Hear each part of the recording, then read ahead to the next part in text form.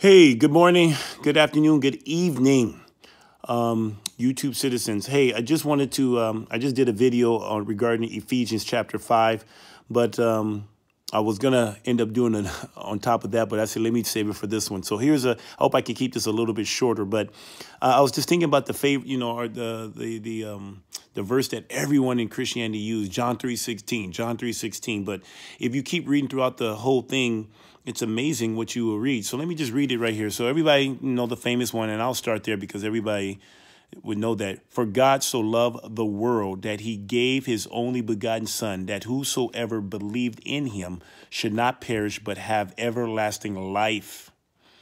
For God sent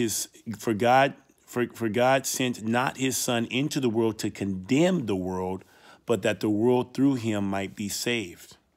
He that believeth on him is not condemned, but he that believed not is condemned already, because he had not believed in the name of the only begotten Son of God.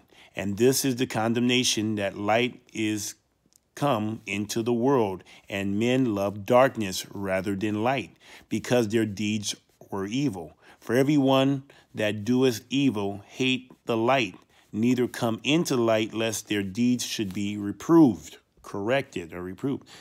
But he that doeth truth comes to the light, that his deeds may be manifest, that they are wroth in God. So anyway, I was just thinking, just from a husband and wife relationship right now, I was just thinking to myself that 16 years ago, October 12th, 2001, never forget it. It was a Friday, actually. It was right after practice. I went home and took my bride-to-be, and we got married.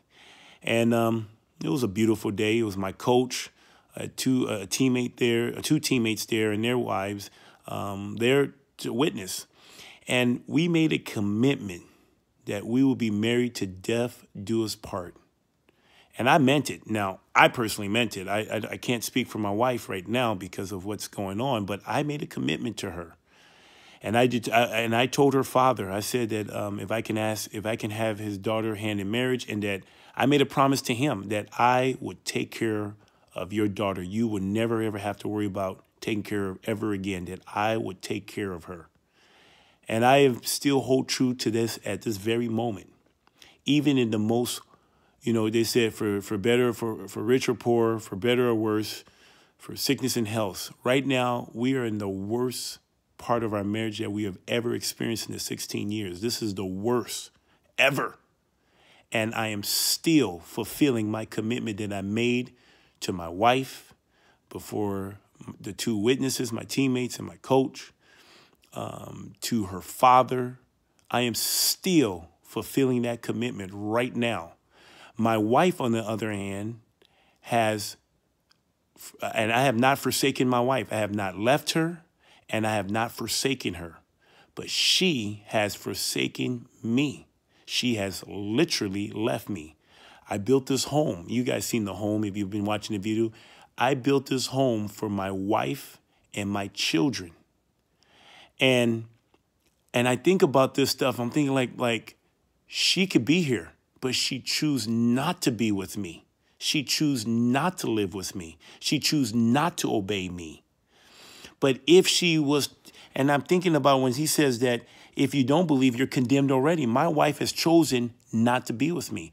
And I really believe that God does the same thing with us. He gave us everything. Everything is here. She has a home. She will be taken care of. I'm still taking care of her now, but if she came here, she'll be taken care of. She'll be in my presence and things of that nature.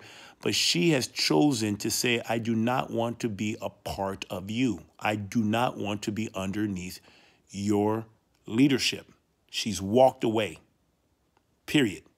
And that's what, and there's nothing, and people are calling me and say, well, go back home. I was like, well, I am home. She's left. I didn't leave her. I didn't leave her or forsake her. I'm still here. She's the one that's left. And so I was thinking to myself that, it's going to be like that on Judgment Day. Right now, Yah has given us an opportunity to choose life or death.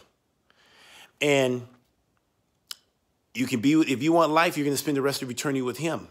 If you want death, you can do what you want right now. And he's given us away. He's given us an opportunity to be able to spend the rest of eternity with him. And so many people, the majority, 98% of the people in the world is going to choose death.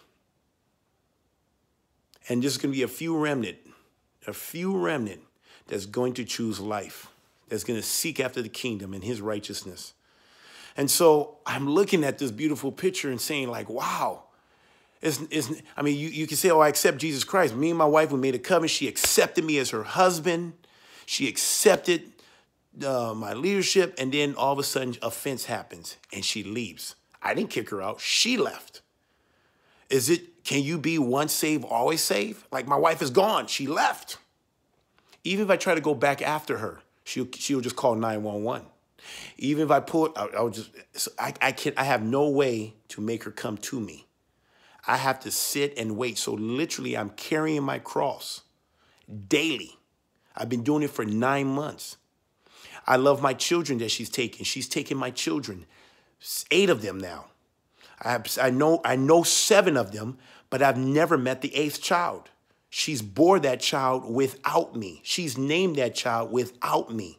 And even though I've never laid eyes on that child, I still provide for that child. I just got the hospital bill. It was over $12,000 that I paid for, my sweat equity. I get the bill, but never lay eye. I love that child. How do I know I love that child? Because I just provided for that child. Everything that my wife has, everything that she has right now, I paid for it. I worked for it. My wife didn't have to work for anything. I paid and worked for it. That's love. Provision, protection, all this is love. And so I was just thinking that that's how we must do to Yah. We want to do what we want to do. We're thankful that we wake up in the morning, he gives us life, another opportunity, and we continue to rebel against him and do what we want. And Jesus says, if you love me, you will keep my commandments. So I have the same question for my wife. If you love me, you will keep my commandments. You will come home. That's the first commandment, come home. Second commandment is put it into the legal separation, this divorce thing. Let's put it into it. But I don't want to confuse it. Just come home. Come home. Bring my son back to me. I'm not going to ask you to see my son. I'm not going to ask you to do that. That's for you to come back. But my wife is hoping that I will bend my knees and ask her to see my son. I don't have to see my son. I am fulfilling my responsibility. I'm providing for that child. But hey, I'm putting it out there. What do you guys think? Should I bow down to the church and ask and beg the church to see my seed? Or should the church bow down to me and entreat me and bring my child? Aren't we supposed to dedicate all our children to the Lord? Don't we go and we do baby dedication and we bring it to the church? Or does Jesus come and snatch the kid and beg, can I please see my child? Can I see? No, we bring our child to the church and says, please, we want to dedicate our child unto the Lord. You see? I mean, guys, it's a beautiful picture. Even when it's bad, it's bad. And Christianity don't know how to judge because they don't know the law. They don't know the law. They're bringing something pagan that's not biblical, being romantic. I heard somebody from a Presbyterian church say, woo your wife back.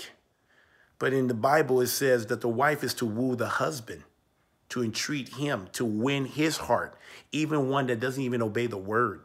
So anyway, this got a little bit longer than what I wanted, but I'm just loving the stuff that I'm learning coming this way. The concrete, that the husband is Christ, the wife is the church. And I'm just looking at my situation like, wow. I mean, we had a covenant, and I'm still fulfilling my covenant in spite of my wife. I'm still loving her in spite of her behavior. She's not loving me because the way she shows that she loves me is by keeping my commandments. just as I showed Jesus Christ that I love him. There's no doubt that Jesus loves me. I woke up this morning. I know he loves me. He died for me so that I may have life. And that's what I ask all of you guys. There's no question. I have no doubt that Jesus loves you. The question is, do you love Jesus? Wives, do you love Jesus to love your husband by keeping his commandments? Because wives are commanded to obey their husband, their own husband. So anyway, tell me what you guys think. I really like to know what you think. Shabbat shalom.